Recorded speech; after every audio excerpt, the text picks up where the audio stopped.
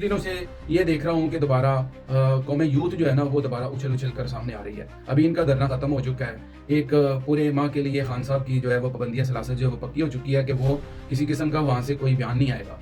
तो मुझे जो चीज़ नज़र आती है, मैं कभी-कभी हैरान होता हूँ, ये यूथिया जो है ना, यूथिया, ये कौम बड़ी अजीब-सी कौम है, यकीन मानिए।